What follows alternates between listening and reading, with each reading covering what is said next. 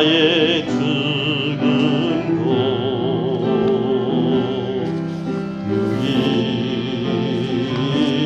유익함이라. 나의 왕 내 노래 내 생명 또 내 기쁨 나의 힘 나의 것 내 평화 나의 주 내 안에 사느니 내 안에 사느니 예수 그리스도니. 나의 죽음도 유익함이라.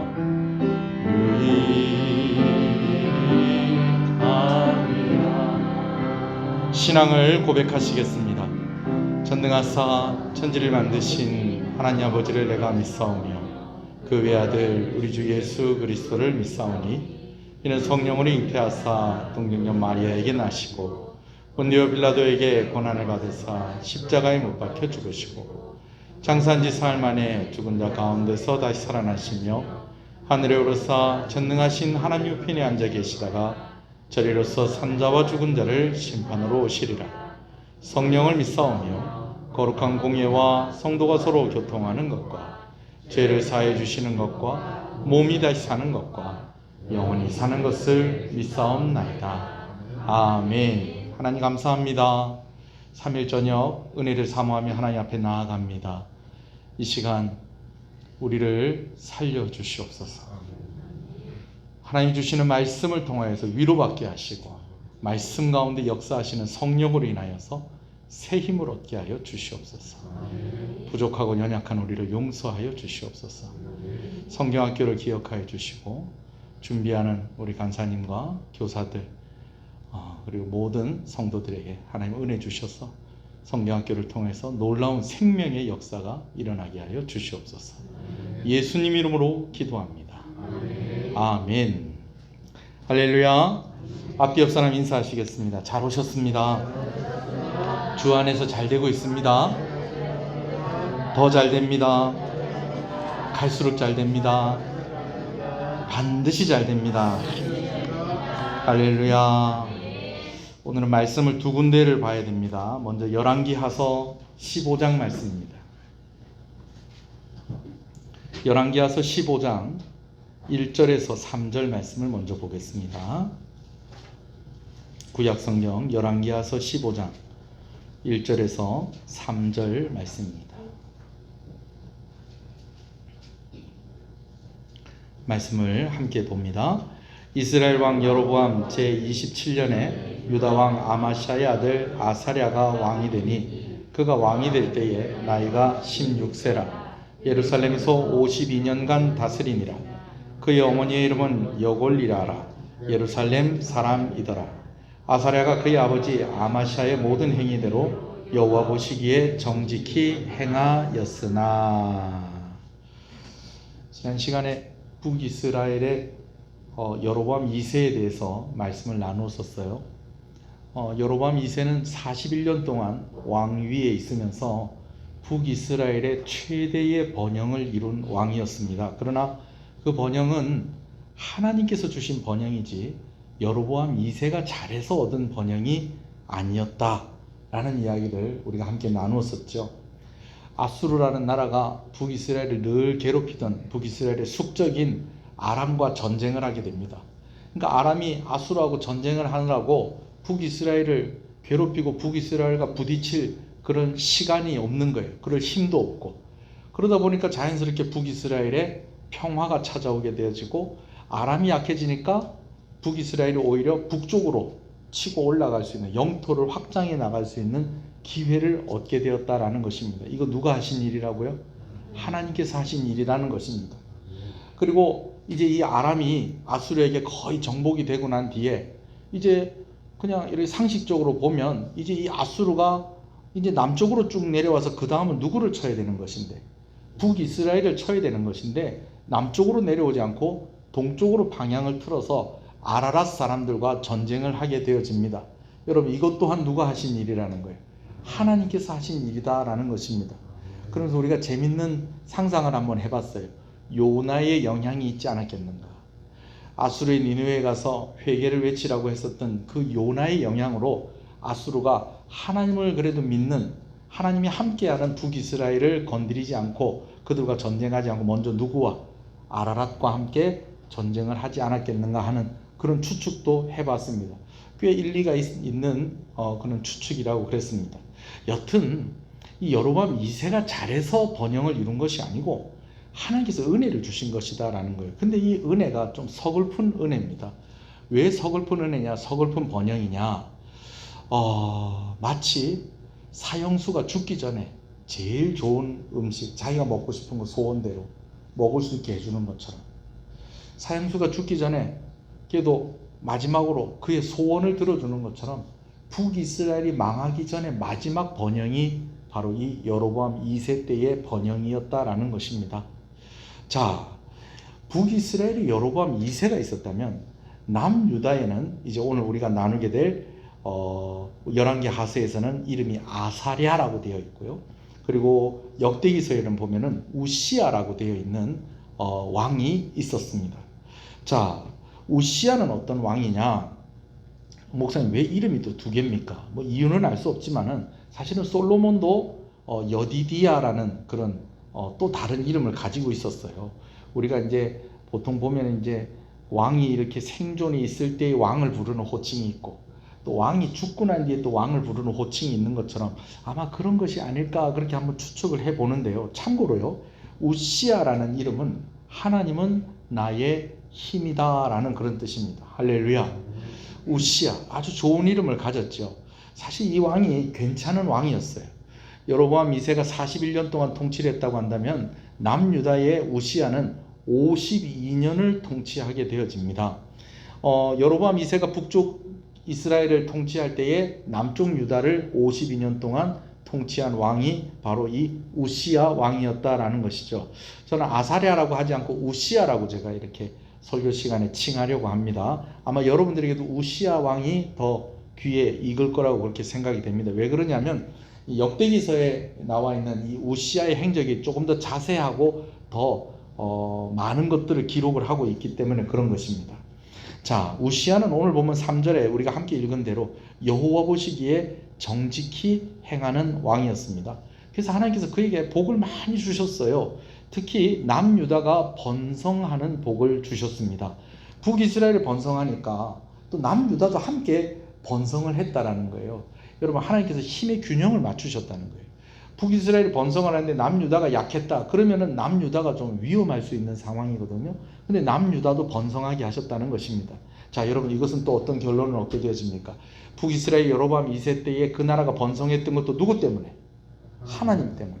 그리고 이제 우시아 왕이 남유다를 다스릴 때에 남유다가 번영하고 번성했던 것도 누가 그렇게 하셔서? 하나님께서 그렇게 하셨어. 그래서 그 왕의 이름도 무엇이라고요? 여호와가 나의 힘이다 라는 그런 뜻이었다라는 거죠. 자, 역대하서 26장을 여러분들이 한번 찾아보시면 좋겠어요. 역대하 26장 좀 읽어가면서 제가 이제 좀 말씀을 좀 나누려고요. 여름에 조금 지치다 보니까 조금 말씀을 읽으면서 듣는 것이 좀 도움이 될 것 같습니다. 역대하서 26장을 보면 우시아 왕에 대해서 더 자세히 기록을 하고 있는데 1절부터 15절까지는 우시아 왕 때의 업적이 기록이 되어 있는 것을 봅니다. 자, 천천히 찾으세요. 역대하 26장.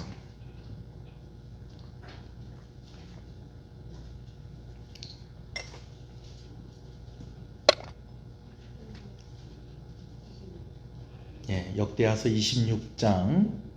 자, 먼저 1절부터 3절을 읽겠습니다. 역대하 26장.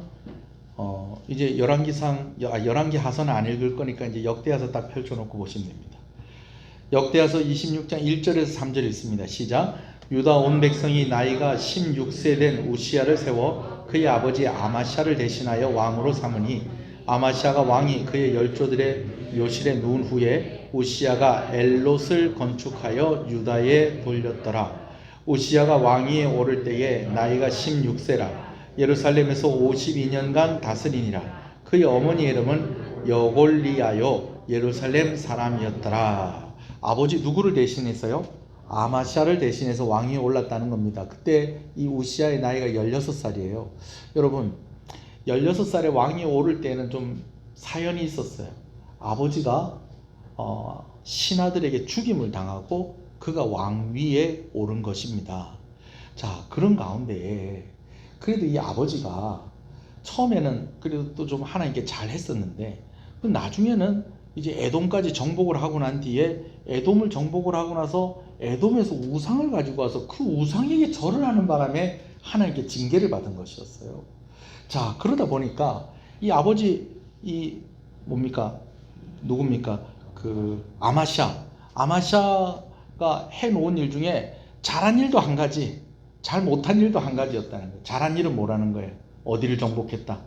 에돔 땅을 정복을 했다는 것입니다. 근데 이제 우시야가 이제 왕이 오르고 난 뒤에 아버지가 정복한 에돔의 엘롯 항구를 활성화시킵니다. 자, 여러분 이게 어떤 의미가 있냐면요. 이 엘롯 항구가 위치가 어떤 위치냐면 꼭 우리나라 부산 같은 거예요. 부산. 일본에서 중국 가려면요. 부산을 한번 들렸다 중국 가는 것이 훨씬 경제적이고 훨씬 이익이 많다고 합니다. 무슨 물건이나 배가 이렇게 왔다 갔다 할 때에. 그런 것처럼 아라비아와 아프리카에 있는 사람들이 무역을 하기 위해서는 어디를 들렸다는 거예요? 바로 이 엘롯에 들렸다는 거예요. 그러다 보니까 이 나라의 돈이 많아지기 시작을 했다라는 것입니다. 어느 때에? 이 우시야 왕 때에 그렇게 되었다라는 것이죠. 자, 이거 누가 하신 일이라고요? 하나님께서 이렇게 하신 일이라는 것입니다. 4절 5절 읽어볼까요? 시작. 우시야가 그의 아버지 아마시아의 모든 행위대로 여호와 보시기에 정직하게 행하며 하나님의 묵시를 밝히 하는 스가랴가 사는 날에 하나님을 찾았고 그가 여호와를 찾는 동안에는 하나님이 형통하게 하셨느니라. 할렐루야. 그런데 여로보암 2세 때와는 좀 다른 거예요.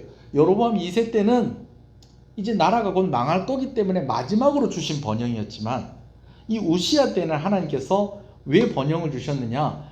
남북의 균형, 힘의 균형을 맞추기 위해서도 그랬지만은 우시야가 누구에게 잘했다는 거예요? 하나님께 잘했다는 것입니다. 할렐루야. 여러분 하나님을 경외함으로 복 받으시는 여러분 되시길 소원합니다. 거기다가 이 우시야에게 아주 그를 든든하게 지원해주는 한 사람이 있었다는 겁니다. 선지자 스가랴입니다. 아마 스가랴서를 기록한 것으로 추측되는 바로 이 스가랴를 말하는 것 같습니다. 자, 4절 5절 한번 읽어볼까요? 시작. 우시야가 그의 아버지 아마시아의 모든 행위대로 여호와 보시 읽었죠? 그래도 한번 읽읍시다. 하나님의 묵시를 밝히 하는 스가랴가 사는 날에 하나님을 찾았고 그가 여호와를 찾는 동안에는 하나님이 형통하게 하셨더라. 할렐루야. 내일도 우리 성도 가운데에 이제 화장품 사업 개업하는 집이 있습니다. 오전에 가서 같이 예배드리고 기도하고 오려고 그래요. 여러분 잘 되는 은혜가 여러분 가운데 있기를 소원합니다. 근데 제가 여러분들을 위해서 축복하면서 기도할 때마다 꼭 빼놓지 않는 기도가 뭐라고요? 좋은 사람들을 붙여주십시오. 하나님 좋은 사람들을 붙여주십시오. 이 우시야가 복을 받았던 것은 우시야 곁에 참 좋은 사람이 있었다는 겁니다. 그게 누구라고요? 선지자 스가랴였다라는 것이죠. 여러분 소원하는 것은요, 하나님께서 좋은 사람들을 붙여주시는 은혜가 여러분들에게도 있기를 소원합니다. 또 여러분들이 복 있는 사람이 돼서 여러분들 주변의 사람들에게 좋은 사람 되기를 간절히 소원합니다. 또 한 가지 부탁을 드리는 것은 그래도 하나님께서 저를 여러분께 붙여주셨잖아요. 저를 위해서 많이 기도해 주시기 바랍니다. 좋은 목사가 되게 해주십시오. 우리 목사님 좋은 목사님 되게 해주십시오. 여러분들이 그렇게 기도해 주시면 제가 또 좋은 목사가 될 줄로 믿습니다. 그래요. 자, 우리 옆 사람한테도 좀 이야기합시다. 좋은 사람이 곁에 있기를 소원합니다. 좋은 사람 되셔서 곁에 있어 주기를 소원합니다. 아멘. 그래서 선지자 스가랴가 우시야를 잘 도와줍니다. 그래서 하나님 뜻대로 이 왕이 개인적으로도 하나님께 잘하고 왕으로서도 하나님 앞에서 참 나라를 잘 다스리는 그런 왕이었다라는 거예요. 자, 계속해서 어떤 복을 받았는지를 또 살펴봅시다. 주변 국가의 전쟁에서 승리하면서 강대국이 됩니다. 먼저는 블레셋을 정복하고요. 블레셋 정복하니까 에돔도 이제 온전히 정복을 하게 되고, 암몬도 남유다에 조공을 바치는 그런 지경까지 이루고요. 우시아에 대한 소문이 어디까지 나냐? 저 멀리 애굽에까지 소문이 나게 됩니다. 6절 7절입니다. 시작. 가드 성벽과 아브네 성벽과 아스돗 성벽을 헐고 아스돗 땅과 블레셋 사람들 가운데에 성읍들을 건축하며 하나님이 그를 도우사 블레셋 사람들과 구르바엘에 거주하는 아라비아 사람들과 마온 사람들을 치게 하신지라. 암몬 사람들이 우시아에게 조공을 바치며 우시아가 매우 강성하여 이름이 애굽 변방까지 퍼졌더라. 애굽에 있는 시골 사람들까지도 다 누구 이름을 알았다는 거예요. 우시아의 이름을 알았다라는 거예요. 지금으로 치면 저기 미국이나 저기 러시아나 뭐 이런 강대국들 있잖아요. 그죠? 그런 나라에 그냥 우리가 모르는 그런 사람들이 우리나라 대통령 이름을 다 알고 우리나라를 다 알고 이런 정도로 나라가 강한 나라가 되었다라는 것입니다. 할렐루야. 자, 거기다가 수도인 예루살렘의 인구가 늘어나면서 예루살렘의 성벽과 그리고 망대들을 이제 다시 견고하게 세우는 일들을 하게 됩니다. 9절 읽겠습니다. 시작.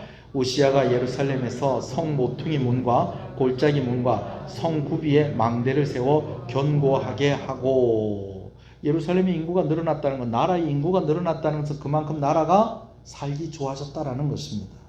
자, 거기다 또 한 가지가 있어요. 농업이 활성되면서 먹을 것 걱정이 없는 나라가 되었습니다. 10절 읽습니다. 시작. 또 광야에 망대를 세우고 물 웅덩이를 많이 파고 고원과 평지에 가축을 많이 길렀으며 또 여러 산과 좋은 밭에 농부와 포도원을 다스리는 자들을 두었으니 농사를 좋아함이었더라. 여러분, 역대 우리나라 왕들 중에서도 농업에 참 신경을 쓰는 왕들이 있었어요. 대표적인 왕이 세종대왕입니다. 추국이 만들고 해시계 만들고, 여러분 이런 거 왜 만들었냐면 백성들 농사 잘 짓게 하려고. 근데 왜 백성들 농사 잘 짓게 하는 것에 그 왕에 관심이 있었을까요? 백성들이 잘 먹고 잘 살게 하려고. 왜 백성들 잘 먹고 잘 사는 걸 관심이 있었을까요? 왕이 백성들을 사랑한 것입니다. 우시아 왕이 그랬다는 거예요. 사실요, 이 남유다는요, 물이 좀 사정이 좀 별로 안 좋았어요. 이 북이스라엘은 요단강이 시작되는 곳부터 요단강이 쭉 흘러내려와서 요단강이 꽉 모이는 데가 뭡니까? 우리가 흔히 말하는 갈릴리 호수. 거기가 다 북이스라엘 땅이었습니다. 남유다는요, 뭘 끼고 있었냐면 사해바다, 소금바다 끼고 있었어요. 그러니까 물 사정이 안 좋았어요. 그런 가운데 농사 지으려고 하니까 어렵죠.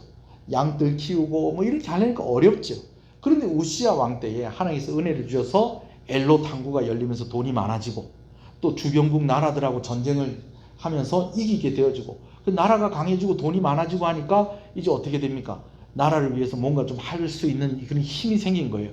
근데 이 왕이 어떤 일을 했느냐? 백성들을 위해서 물 웅덩이를 팠다는 거예요. 지금으로 말하면 저수지를 팠다는 거예요. 그 저수지를 파가지고 그 저수지 물을 이용해서 농사 짓고, 그 물을 이용해서 양떼들 먹이고, 여러분 그렇게 하다 보니까 백성들이 먹을 것 걱정 없는 나라가 되었다라는 것이죠. 참, 여러분, 뭐 대통령 바뀌고 나서 그렇게 된 건 아니지만, 뭐 대통령 때문에 이렇게 됐다라고 우리가 그렇게 할 수는 없지만, 우리나라가 갑자기 좀 되게 좀 어려운 이야기들을 많이 듣습니다. 그죠? 우리나라뿐만 아니라 전 세계적으로 그런 것 같아요. 그런데 이런 와중에서도 하나님께서 은혜 주시면 살 길이 있습니다. 할렐루야. 그런 은혜가 여러분 가운데 있기를 간절히 소원합니다. 물 사정이 좋지 않던 이 남유다가 어느 곳에서나 물을 구하기 쉬운 나라가 되었다라는 것입니다. 누가 은혜를 주셔서, 하나님께서 은혜를 주셔서 그렇게 됐다는 거죠. 군사력이 강화가 됩니다. 군인들의 숫자가 늘어나고요. 군인들에게 훌륭하고 충분한 무기가 이제 공급이 됩니다. 11절, 12절, 13절, 14절입니다. 시작. 우시아에게 또 싸우는 군사가 있으니 서기관 여이엘과 병령장 마세야가 직접 조사한 수효대로 왕의 지휘관 하나냐의 휘하에 속하여 떼를 지어 나가서 싸우는지라. 족장의 총수가 2600명이니 모두 큰 용사요, 그의 휘하의 군대가 30만 7500명이라. 건장하고 싸움에 능하여 왕을 도와 적을 치는 자이며 우시야가 그의 온 군대를 위하여 방패와 창과 투구와 갑옷과 활과 물맷돌을 준비하고 또 예루살렘에서 재주 있는 사람들에게 무기를 고안하게 하여 망대와 성곽 위에 두어 화살과 큰 돌을 쏘고 던지게 하였으니 그의 이름이 멀리 퍼짐은 기이한 도우심을 얻어 강성하여 짐이었더라. 자, 여러분 13절에 보면 12절에 보면 족장의 총수가 2600명이다. 여러분 이거는 그 장군이라고 불려지는 사람이 한 2600명 됐다는 거예요. 그리고 13절에 보면 그의 휘하의 군대가 몇 명이요? 30만 7,500. 여러분 우리나라 군대가 몇 만이라고요? 대략 한 60만, 65만. 여러분 그렇게 이야기합니다. 지금 오늘날 우리나라 군대가 60만인데 이때 당시에 군대가 30만 7천? 30만 7,500명. 예. 어마어마한 군사력을 가지고 있는 겁니다. 거기다가 그들이 좋은 무기를 가졌고요. 참 재밌는 표현이 또 나와요. 15절에 보면 예루살렘에서 재주 있는 사람에게 무엇을 고안하게 하여? 무기를 고안하게 하여. 여러분 한산 보셨습니까? 아직 안 보셨습니까? 그래도 우리가 통영 사는데 한산은 우리가 봐야지 안 되겠습니까? 제가 가서 봤습니다. 와, 누가 그러더라고요. 거북선 나오냐고. 거북선 나오죠. 이번에 거북선 나옵니다. 거북선이 나와서 뭐 하냐고 그래 제가 물어보길래 제가 스포를 좀 할게요. 날아다니는 것 빼곤 다 합니다. 날아다니는 것 빼곤 다 해요. 예. 근데 이순신 장군이 이 외병을 물리칠 수 있었던 큰 이유 중에 하나가 뭐였냐면 일본의 배보다 한국의 그 판옥선과 거북선의 기술력이 훨씬 뛰어났다라는 것입니다. 자, 근데 우시야 왕 때에 뭐가 있었느냐? 성곽 위에 무기를 고안하게 하여 망대와 성곽 위에 두어 화살과 큰 돌을 쏘고, 이때 당시만 해도 화약이 발명되기 전이었기 때문에 뭐냐? 망대 위에서 막 화살을 막 쏘는 겁니다. 여러분 위에서 화살을 쏘면요 이건 뭐 난리 나는 겁니다. 거기다 뭐가 날아간다고요? 막 돌이 막 날아가는 거예요. 그러니까 우리 그런 거 있잖아요. 전쟁 영화 이렇게 보면 막 돌 이렇게 얹어가지고 막 퓨 하고 쏘는 거, 그런 거 있잖아요. 이게 언제 있었다는 거예요? 우시야 왕 때에 성벽 위에 있었다는 거예요. 여러분 이거 얹어 놓으려면 성벽이 두꺼워야 되겠어요? 얇아야 되겠어요? 두꺼워야 돼요. 성벽이 두꺼우려면 나라가 부강한 나라야 돼요? 약한 나라야 돼요? 부강한 나라가 되어야 하는 것입니다. 하나님께서 이런 은혜와 복을 주셨다라는 것이죠. 할렐루야. 우시야 왕의 이야기를 정리해보면 마치 남북 분단 이후에 우리나라 모습하고 좀 비슷해요. 옛날에는 우리가 그냥 다 쉬쉬했었지만 솔직히 말해서 남과 북으로 나눠졌을 때에 여러분 공장들 전기 생산하는 발전소 다 어디에 있었다고요? 남한에 있었다고요? 북한에 있었다고요? 북한에 있었다니까요.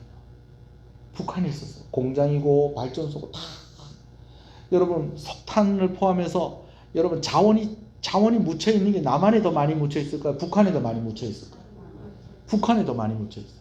거기다가 6.25 전쟁을 치르는데 주로 북한에서 전쟁을 많이 했어요? 남한에서 전쟁을 많이 했어요? 남한에서 전쟁을 많이 했어요. 휴전을 하기는 했는데 북한하고 남한하고 너무 차이가 많이 나는 거예요. 북한은 전쟁을 했는데 그렇게 많이 부서지지 않았어요. 예, 그냥 원래부터 가지고 있었던 거 그냥 거진 그대로 가지고 있고요. 거진 그대로 가지고 있는데 남한은요, 뭐 그냥 쑥대밭이 됐죠. 예. 거기다 북한은 자원도 많아요. 근데 남한은요, 자원도 별로 없어요. 알잖아요. 우리나라 있는 자원 두 가지, 시멘트하고 석탄. 그거 말고는 없어요. 그거 말고는. 거기다가 여러 가지 면을 볼 때에도 남한이 훨씬 더 힘들고 어려운 나라였다라는 것입니다. 여러분, 그런데 무역을 어느 나라가 더 잘합니까? 우리나라가 더 잘하고. 기술력이 어디가 더 발전을 해요? 우리나라. 삼성, 금성, 지금 LG. 예. 또 뭐 있습니까? 대우, 뭐 현대, 뭐, 예. 좀 얘기 좀 해보십시오. 쫙쫙 그냥 막 우리나라 쭉쭉 이랬는데 북한의 유명한 회사 혹시 생각나는 회사 있으세요? 예? 없잖아요. 예. 완전 우시야 왕 때가 지금 우리나라하고 좀 비슷한 거예요. 여러분 지금 군사력도요 우리나라가 훨씬 월등합니다. 기계도 훨씬, 전문가한테 물어볼까요? 집사님 어떻습니까? 그렇다니까요 여러분. 우리나라가 군인도 훨씬 많고 무기도 훨씬 좋습니다. 훨씬 좋아요. 이번에도 봤어요. 우리 아들 휴가 나왔을 때. 아유, 할렐루야. 이렇게 은혜를 주셨다라는 것입니다. 딱 남한의 사정과 남유다의 사정이 비슷했는데 여러분 남유다가 왜 이렇게 잘 됐다고요? 우시야가 누구를 경외하는 왕이었다는 거예요? 하나님 경외하는 왕이었다는 겁니다. 북한은 교회를 말살시키고 교회를 다 문 닫게 하고 예수 믿는 사람 다 핍박했는데 남한은, 우리나라 대한민국은 세계 선교 역사상 유례를 찾아볼 수 없는 부흥을 이룬 그런 나라가 되었다라는 것입니다. 그러니 하나님이 복을 주신 거예요. 할렐루야. 아멘이십니까? 여러분 그런 경제적인 그런 성과를 이룬 대통령도 하나님께서 세워주신 거예요. 예. 우리나라가 이런 힘을 모으고 이렇게 하는 이런 국민성 이런 거 다 누가? 하나님께서 우리에게 주신 것이고 교회가 부흥하면서 나라가 함께 자라간 것 하나님의 축복인 줄로 믿으시는 여러분 되시길 소원합니다. 자, 북이스라엘 여로보암 2세에게 주어진 번영과는 전혀 다른 남왕국 우시야 왕에게 주어진 번영이었습니다. 그런데 이렇게 우시야 왕의 이야기가 끝나지는 않습니다. 여러분들이 아까 성경을 덮었겠죠. 제가 열왕기하서 15장 3절 말씀을 다시 읽어드릴게요. 아사랴가 그의 아버지, 여기서 아사랴는 우시야 왕입니다. 그의 아버지 아마시아의 모든 행위대로 여호와 보시기에 정직히 행하였으나, 여러분 아마시아도 그랬잖아요. 행하였다라고 끝나야 되는데 어떻게 됐다는 거예요? 행하였으나. 여러분 이 말은 무슨 말이에요? 하나님 경외하고 참 하나님 앞에서 잘하는 참 복받을 만한 왕이고 그런 나라였는데 이 우시야가 어떻게 됐다는 거예요? 변했다는 거예요. 변했다는 거예요. 언제 변했느냐? 선지자 스가랴가 죽고 난 뒤에 그의 곁에서 늘 그를 지도하고 도와줬던 선지자 스가랴가 죽고 난 뒤에 이 우시야 왕이 하나님을 경외했으나라고 바뀌어버렸다는 거예요. 한번 읽어보십시다. 자, 어떤 일들이 있느냐? 우시야 왕이 잘 되고 있었는데요, 이유를 알 수 없는 일을 저지릅니다. 그 어떤 일을 저지르냐면 왕이요, 레위인들 가운데에 제사장만 들어갈 수 있는 성전 안에 성소에 들어갑니다.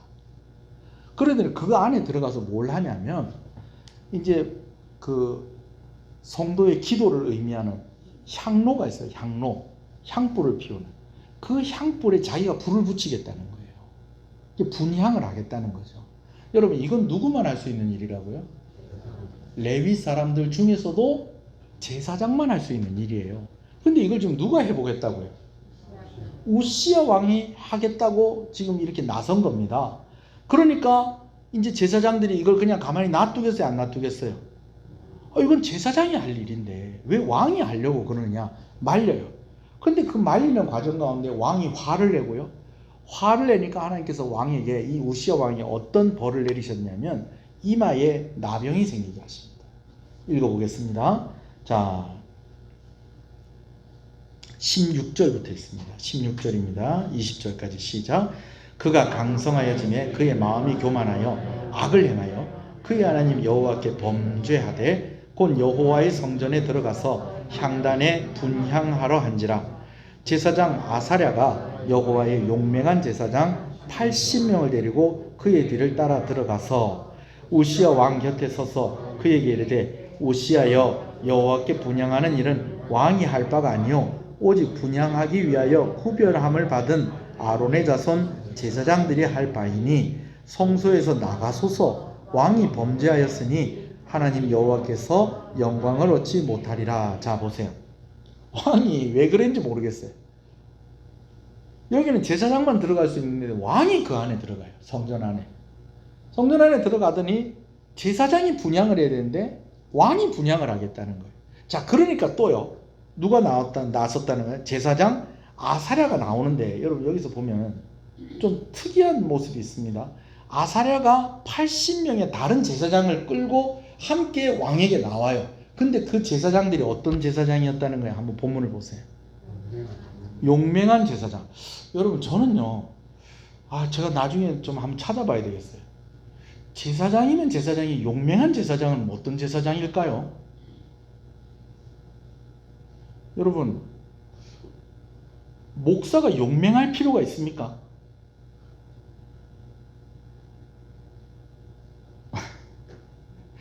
목사가 용맹할 필요가 있습니까? 뭐 이렇게 교회 무슨 뭐 도둑 들어오고 그러면 뭐 그냥 이렇게 잡아서 살짝 누르고 깔고 앉아버리면 되지. 저니까 또 가능한 일이겠죠. 뭐 근데 뭐 그럴 일이 뭐 많이 있겠습니까? 제사장이 용맹할 필요가 뭐가 있겠어요? 자, 이렇게 생각을 할 수도 있겠어요. 성전 수비병들이 있거든요. 원래 성전 수비병들이 있는데 뭐 그 수비병들 가운데에서 뭐 제사장이 있었는지 어쩐지 모르겠어요. 그러니까 그 수비를 맡은 제사장들을 말하는 것인지 어떤 것인지, 자, 제가 이 이야기를 하는 이유가 있어요. 조금 이따 다시 이야기를 할게요.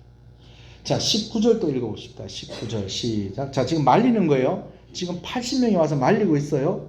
지금 아사랴를 포함한 80명이 와서 말려요. 그런데 19절 시작. 우시야가 손으로 향로를 잡고 분향하려 하다가 화를 내니. 자, 분향을 하는 거는 결국 하나님께 뭐 하는 겁니까? 기도하든지 예배를 드리든지 하는 거예요. 그런데 그거 하다가 뭐 한다는 거예요? 지금 화를 냈다는 거예요. 화를 냈다는 거예요. 자, 요것도 머릿속에 기억을 하고 계세요. 자, 계속 읽어봅시다.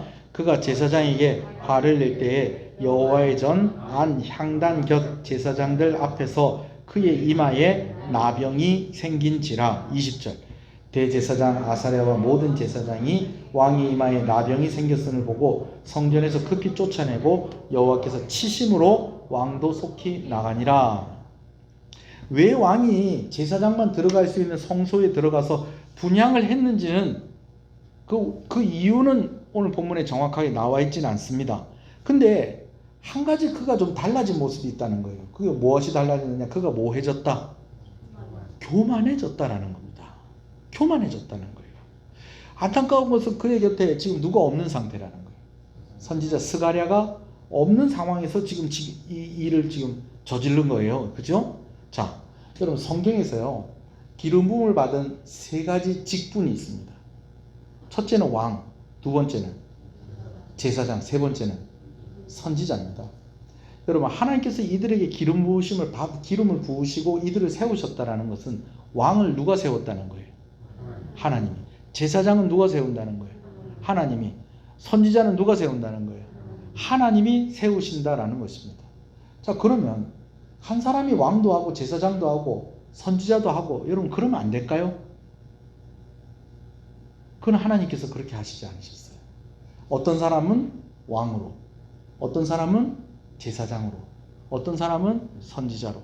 여러분, 이것은 무엇을 말하는 것이냐면 각자의 영역이 있다라는 거예요.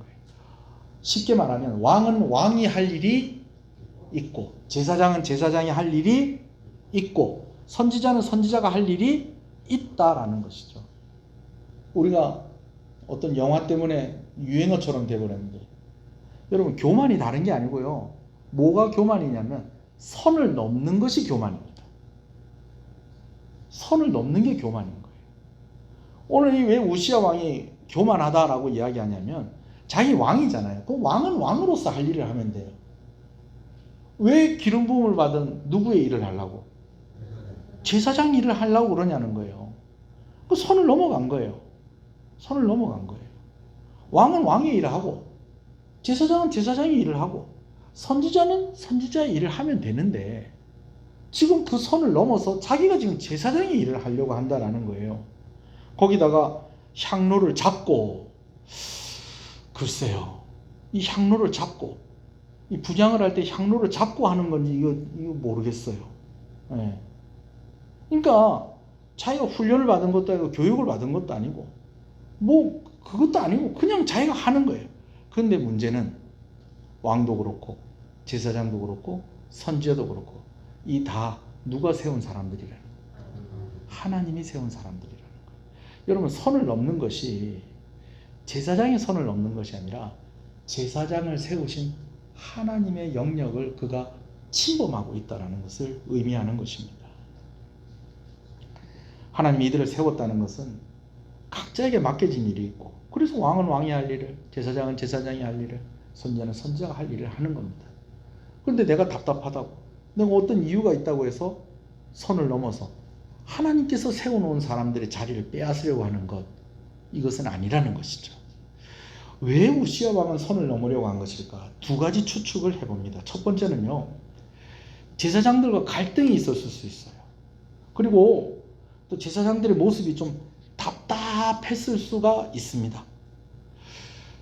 코로나가 시작이 되면서 교회에서 함께 모여서 대면 예배하는 것을 금지시켰죠. 그래도 우리가 있는 경남 땅은 그래도 20명, 25명, 30명 요 정도는 모여서 예배를 드릴 수 있도록 이렇게 해줬지만, 저 위쪽 대구나 저 수도권 저쪽은 전면적으로 모이지 못하도록 그렇게 하는 때가 있었어요.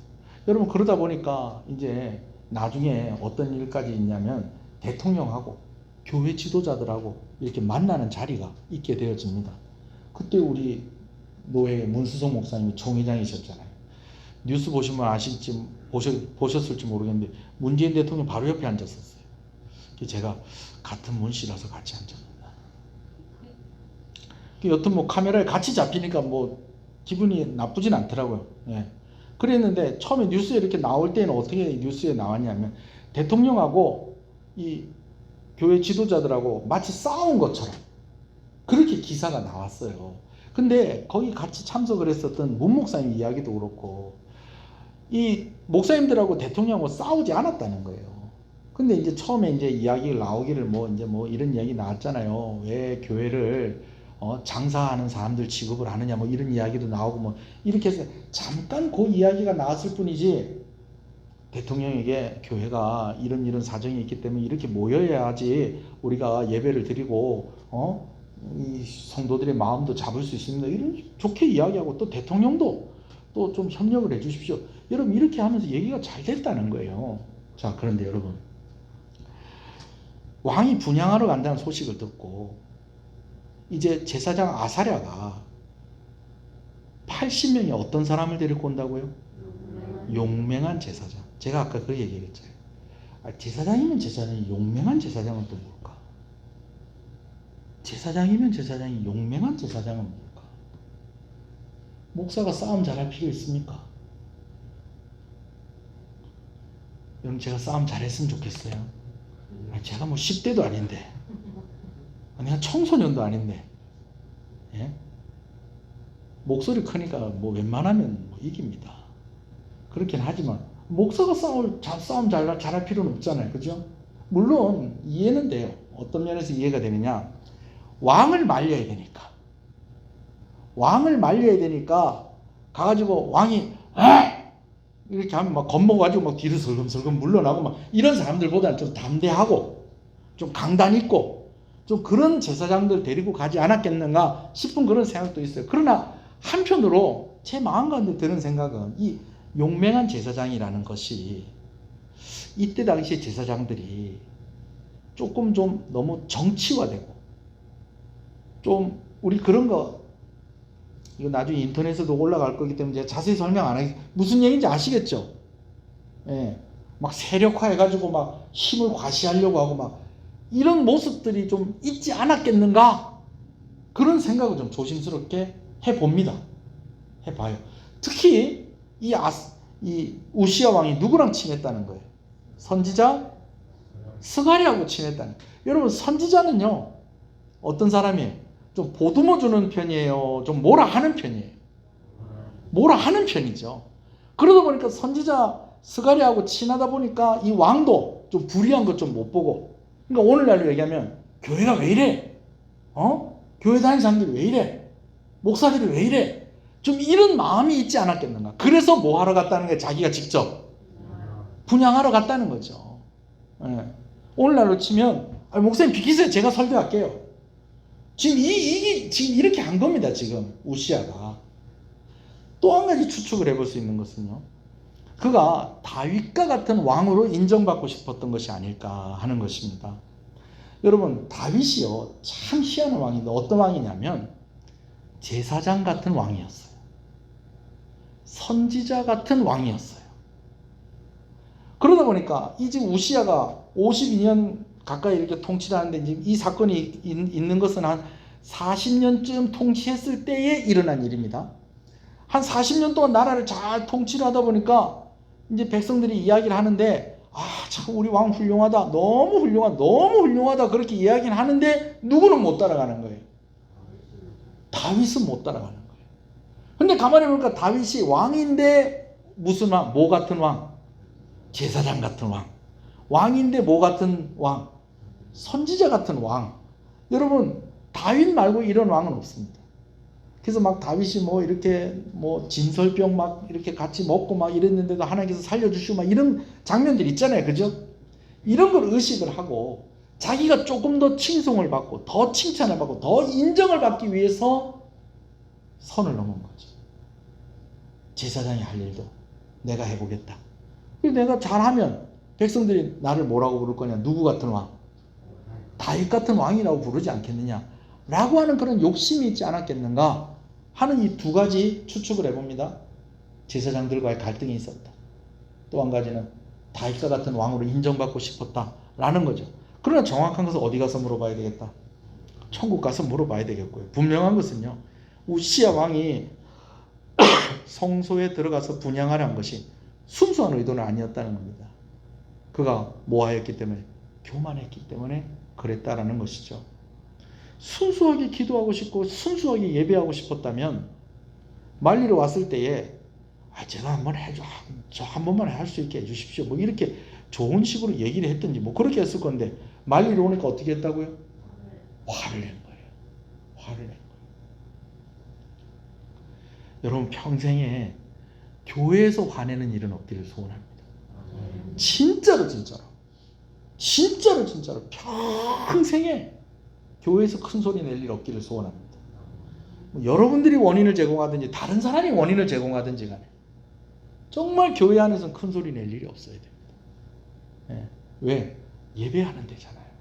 지금 왕이 화를 내는 장소가 어딥니까? 지금 성소 아니에요. 성소 안. 누가 계시는 곳? 하나님 계시는 곳. 누가 주인인 곳? 하나님이 주인인 곳에서 누가 지금 화를 내고 있는 거예요? 왕이 화를 내고 있는 거예요. 여러분, 왜 이마에 나병이 생겼을까요? 화가 나면 얼굴에 뭐가 오릅니까? 열이 확 오르잖아요. 그죠? 그 열이 뻘겋게 올랐다가 이제 화가 삭혀지면 이제 어떻게 되는 거예요? 다시 자기 얼굴 색깔로 돌아오는 거잖아요. 그죠? 하나님께서 화를 낸 것으로 인해서 진노하신 거예요. 예배의 자리에서. 지금 어떻게 해요? 얼굴에다 이렇게 내보이신 것은 하나님께서 다른 사람들도 알게 하시려고 그렇게 한 것입니다. 결국 이마에 나병이 걸리게 되면서 이제는 나병이 걸린 사람은 성소 안에 절대로 들어갈 수 없거든요. 아무리 왕이라고 해도 성전 근처에도 올 수 없거든요. 그래서 이제 제사장이 왕을 나오라고 합니다. 그리고 또 왕도 자기 얼굴에 나병이 생긴 거를 확인하고 어떻게 합니까? 내가 하나님께 잘못했구나. 그래서 성전에서 나오게 되죠. 원래 같으면은 다른 백성들 같으면 성 바깥으로 내쫓습니다.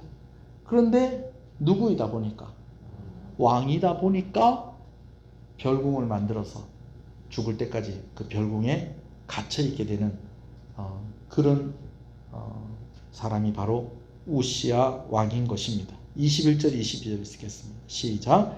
우시야 왕이 죽는 날까지 나병 환자가 되며 별궁에 살았으므로 그의 아들 요담이 왕궁을 관리하여 백성을 다스렸다. 여러분, 이거 보세요. 여호와의 전에서 어떻게 돼서 끊어져. 이게 제일 큰 벌입니다. 다시는 하나님의 성전으로 가까이 올 수 없게 됐다는 겁니다. 22절 시작. 우시야의 남은 시종 행적은 아모스의 아들 선지자 이사야가 기록하였더라. 우시야가 그의 조상들과 함께 누우며 그는 나병 환자라 하여 왕들의 묘실에 접한 땅 곧 그의 조상들이 곁에 장사하니라. 그의 아들 요담이 대신하여 왕이 되니라. 죽고 나서도 왕들이 묻히는 묘실인데 그 안에 들어갔다는 거예요, 못 들어갔다는 거예요? 못 들어가 그 근처에 묻히게 되었다라는 것입니다. 여러분, 두 가지로 말씀을 나눕니다. 첫 번째는요,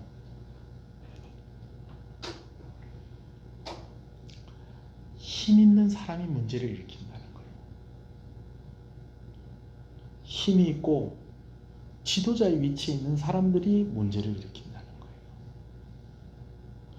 여러분, 교회에 주일학교 애들이 문제 일으키고 그런 거 없습니다. 그래 그 애들이 일으켜 봐야 뭐 하겠어요. 지들끼리 싸우다 울고 끝나는 거지.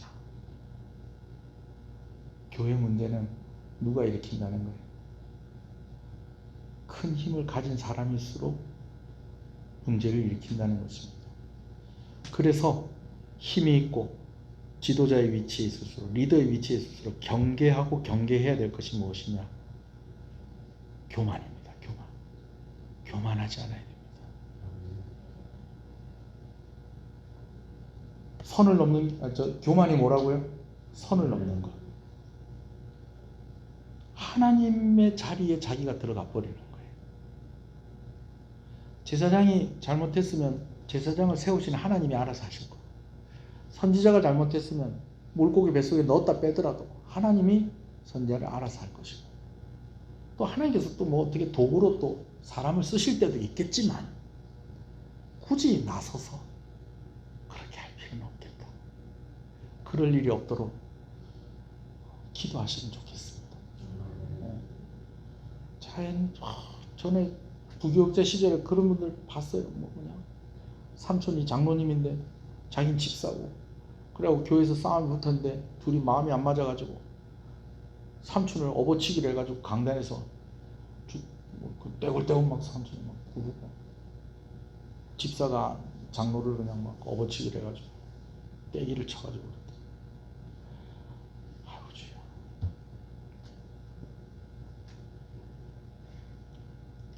또 한 가지, 화가 나서 하는 일은 그 뒤에 좋지 않은 결과가 따른다는 겁니다. 여러분, 요즘은 교회에 화가 난 사람들이 많아요. 교회가 어떻게 이럴 수 있느냐.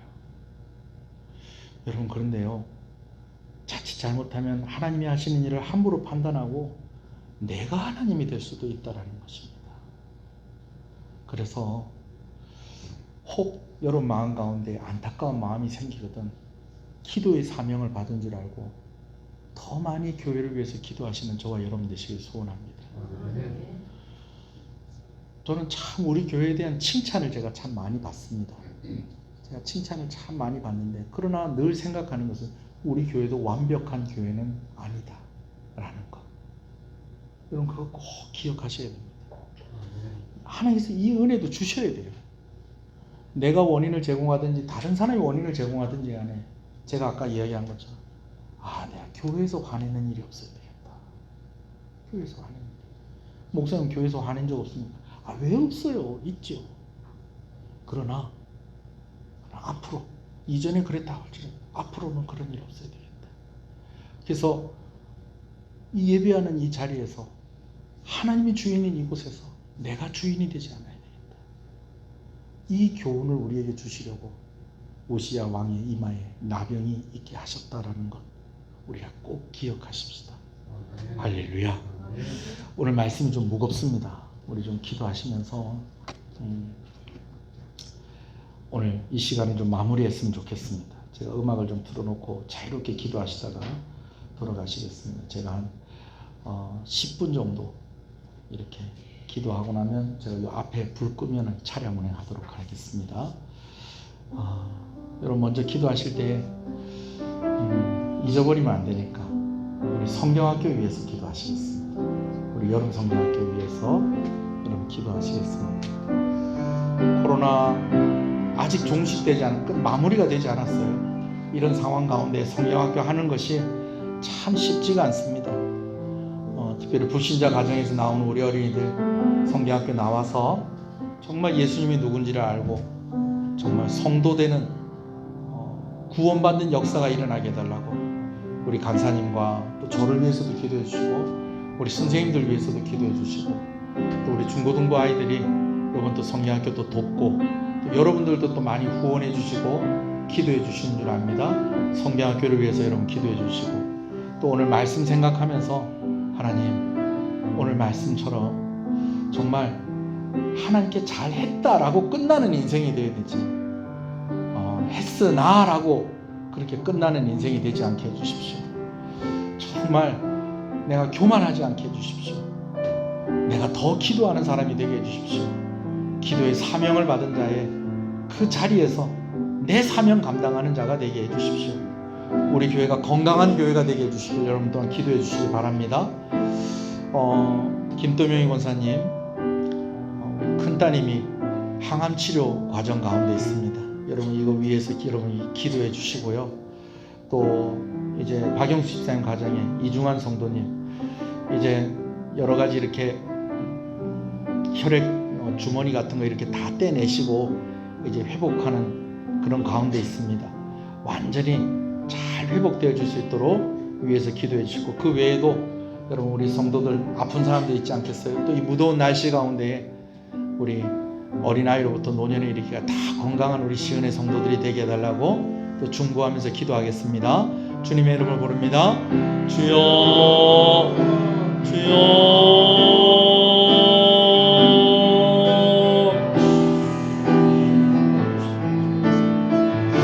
하나님 오늘 이 말씀을